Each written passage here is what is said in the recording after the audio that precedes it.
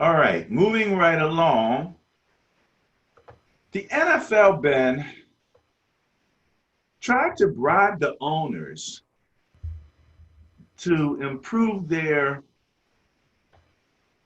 performance relative to the Rooney Rule. Bribe, you say? Yeah, they were going to give them incentives. I'm not sure where it stands right now. They wanted the team to interview at least two external minorities, relative to coaching. I think now, with everything that's happened, they actually are trying to do a little bit more than that. But I did want to mention that before it happened, now this was May 19th that this was posted. They were still dealing with the fact that that the amount of coaching, general managers, and upper level executives did not reflect the percentage of players. Where in the NFL, about what, 70% are African American, or at least you At could say least. minorities. At least. And then when you get to the coaches, you've got a handful out of 32. And then as you move up into general managers and above, then the color line changes completely. So the NFL now is a little more conscious. We'll have to follow up and see how they do relative to making any changes. But I did want to just mention that real quick, that they were at the point where they figured they were talking about giving them like extra draft picks or something of that nature to incentivize these owners to, provide equality, basically. And not that there's anything wrong with incentives, but what does that tell you about the NFL owners as a whole? That they would come up with the Rooney Rule, which basically asked them to all agree to do something in good faith because there was such a disparity. And all they did was throw out good faith, bring people in, and interview them when they had no thought in mind of actually hiring them. They just simply wanted to make sure that they covered the stipulations of the rule.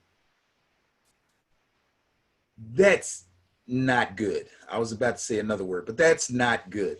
Now, if they feel that they need to give incentives in order for them to actually give people, they're only going to hire the guy they want. And for whatever reasons that they use to determine who it is that they want, they're going to stick to that.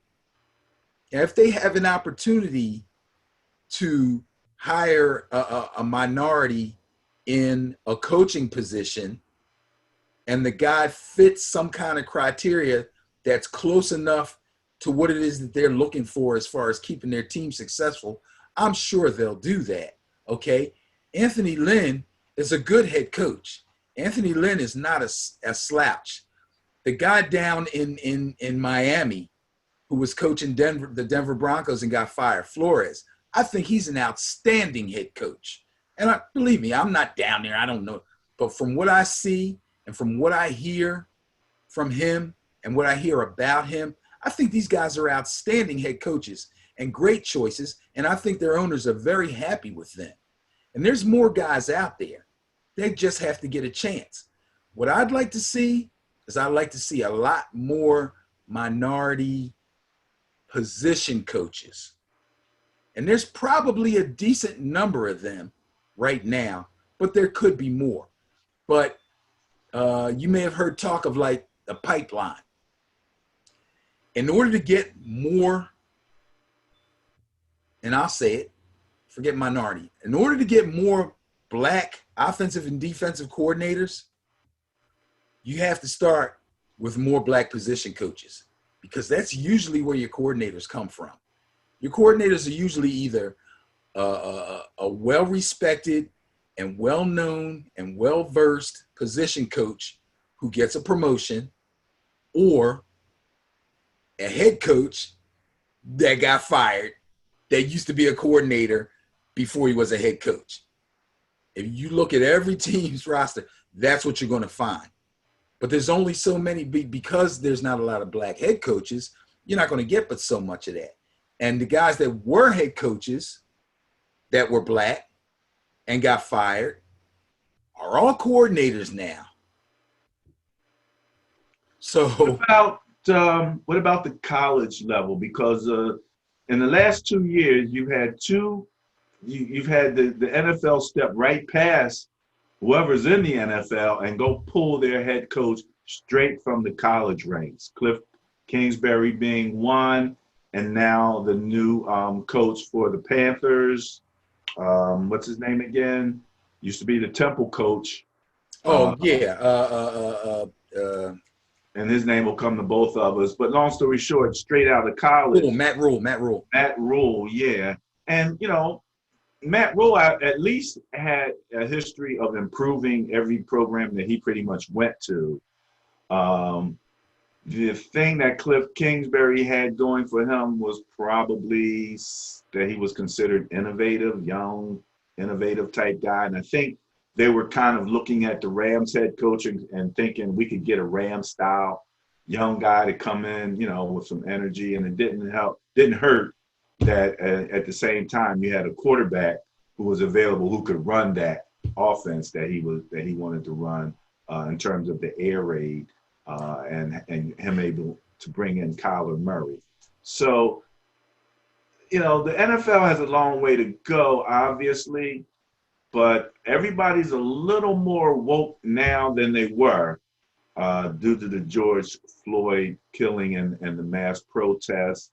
And the fact that now NFL players are really standing up, really speaking out, and not just NFL players. There's a whole story now with Oklahoma's coach wearing a T-shirt that represented a far right TV show. Oklahoma State. And his running back, who ironically is from Canada, an African-American running back, spoke out against it, and he wound up, apologizing.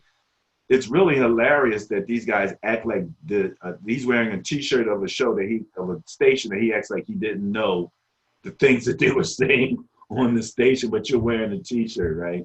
So, there was a question about the authenticity there. But my point is that across the board, athletes are beginning to speak out and to stand up against what's going on. We'll talk a little bit more about that. But as a result now, everyone is re-examining their practices. So in a way, that's a good thing.